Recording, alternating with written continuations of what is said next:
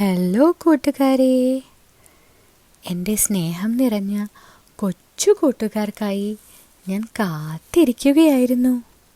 ഇന്നത്തെ കഥ കാട്ടിലെ രാജാവിനെ കുറിച്ചാണ്. കാട്ടിലെ രാജാവ് ആരാണെന്ന് എൻ്റെ കൂട്ടുകാർക്കറിയാമോ? യെസ്, കറക്റ്റ്, ശരിയാണ്, സിംഹം. സിംഹമാണ് കാട്ടിലെ രാജാവ്. അപ്പോൾ ഇന്ന് നമുക്ക് കാട്ടിലെ രാജാവായ സിംഹത്തിൻ്റെയും ഒരു എലിയുടെയും കഥ കേൾക്കാം. പണ്ടൊരു കാട്ടിൽ കാട്ടുരാജാവായ സിംഹം ഉച്ചനേരത്ത് നല്ല മയക്കത്തിലായിരുന്നു. അപ്പോൾ സിംഹത്തിൻ്റെ കാലിൽ കൂടി ഒരു ചെറിയ എലി ഇങ്ങനെ ഓടിക്കയറിപ്പോയി. ഉറക്കത്തിൽ നിന്നും ഞെട്ടി എഴുന്നേറ്റ സിംഹം ദേഷ്യത്തോടെ ചോദിച്ചു, ആരാണ് എൻ്റെ മേൽ കയറുന്നത്? നിന്നെ ഇന്ന് ഞാൻ കടിച്ചു മുറിച്ച് തിന്നു തീർക്കും. ഇത് കേട്ട എലിക്കുട്ടൻ ഭയന്ന് വിറച്ചു. എന്നിട്ട് പറഞ്ഞു, അയ്യോ സിംഹരാജാവേ, എന്നെ കൊല്ലല്ലേ, ദയവായി എന്നെ വെറുതെ വിടൂ. എന്നെ അങ്ങ് വെറുതെ വിട്ടാൽ ഞാൻ അങ്ങേക്ക് ഭാവിയിൽ ഉപകാരവും സഹായവും ഒക്കെ ചെയ്യാം. എലി പറഞ്ഞത് കേട്ട് സിംഹം ചിരിച്ചു. ഹഹഹഹ, നീയോ, ഇത്ര ചെറിയ എലിയായ നീയോ എന്നെയോ? എങ്ങനെ നീ എന്നെ സഹായിക്കും? എന്തായാലും നീ തീരെ ചെറുതാണ്, നിന്നെ ഞാൻ വെറുതെ വിടാം. കുറച്ച് ദിവസങ്ങൾക്ക് ശേഷം നമ്മുടെ കാട്ടുരാജാവായ സിംഹം ആഹാരം അന്വേഷിച്ച് വേട്ടയാടാനായി ഇങ്ങനെ നടക്കുകയായിരുന്നു. അപ്പോൾ അവിടെ ഒരു വേട്ടക്കാരൻ കുടുക്കിയ വലയുടെ കെണിയിൽ സിംഹരാജാവ് കുടുങ്ങിപ്പോയി.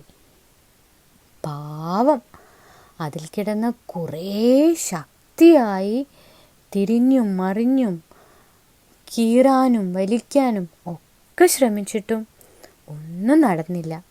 കൂടുതൽ അതിൽ കിടന്ന് അനങ്ങും തോറും വല മുറുകി ഞെരുങ്ങി സിംഹരാജാവിന് തീരെ അനങ്ങാൻ തന്നെ പറ്റാതായി. അപ്പോൾ സിംഹത്തിൻ്റെ ഗർജനം കേട്ട് ആ വഴിക്ക് നമ്മുടെ എലിക്കുട്ടൻ എത്തി. അവൻ ഓടി വന്ന് ആ സിംഹം കുടുങ്ങിയ വല കടിച്ചു മുറിച്ച് സിംഹത്തെ വലയ്ക്ക് പുറത്തെത്താൻ സഹായിച്ചു. കണ്ണ് നിറഞ്ഞുകൊണ്ട് സിംഹരാജൻ പറഞ്ഞു, എന്തു വലിയ സഹായമാണ് നീ എനിക്ക് ചെയ്തത്. നീ എൻ്റെ ജീവനാണ് തിരിച്ചു തന്നത്. ഒരുപാട് നന്ദി എലി സുഹൃത്തേ. ഈ ഓറി പറഞ്ഞ കഥയിൽ നിന്ന് കൂട്ടുകാർക്ക് എന്താണ് മനസ്സിലായത്?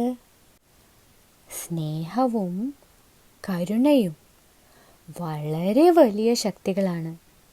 വളരെ വലുതും ശക്തനുമായ സിംഹരാജാവ് വളരെ ചെറുതായിരുന്ന എലിക്കുട്ടനോട് കാണിച്ച ദയയും സ്നേഹവും പിന്നീട് സിംഹരാജാവിൻ്റെ ജീവനെ രക്ഷിച്ചു, അല്ലേ? ഈ കഥയിൽ നിന്നും നമ്മൾ പഠിച്ച ഗുണപാഠം എന്താണ് കൂട്ടുകാരെ?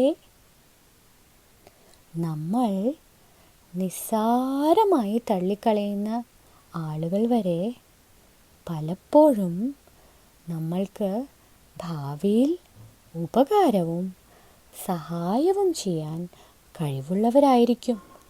അതും നമ്മൾക്ക് സങ്കല്പിക്കാൻ പോലും കഴിയാത്ത വിധത്തിൽ. അതുകൊണ്ട് എല്ലായ്പ്പോഴും നമ്മൾ സഹജീവികളോട് സ്നേഹവും കരുണയും ഉള്ളവരായിരിക്കണം, അല്ലേ കൂട്ടുകാരെ? അപ്പോൾ ഇനിയും എനിക്കായി കാത്തിരിക്കുമല്ലോ, അല്ലേ കൂട്ടുകാരെ? പുതിയൊരു കഥയും കൗതുകങ്ങളും നിറഞ്ഞ, മാജിക്കുകൾ നിറഞ്ഞ കഥകളുടെ ലോകത്തിലേക്ക് നിങ്ങളെ കൂട്ടിക്കൊണ്ടു പോവാൻ ഞാൻ വീണ്ടും വരും. അതുവരെ ഓറി പറഞ്ഞ കഥകൾ കാണാൻ മറക്കരുതേ കൂട്ടുകാരെ. ഇനി നമ്മൾ വീണ്ടും കാണുന്നവരെ എൻ്റെ മിടുക്കരായ കൊച്ചു കൂട്ടുകാർക്ക് ബൈ ബൈ.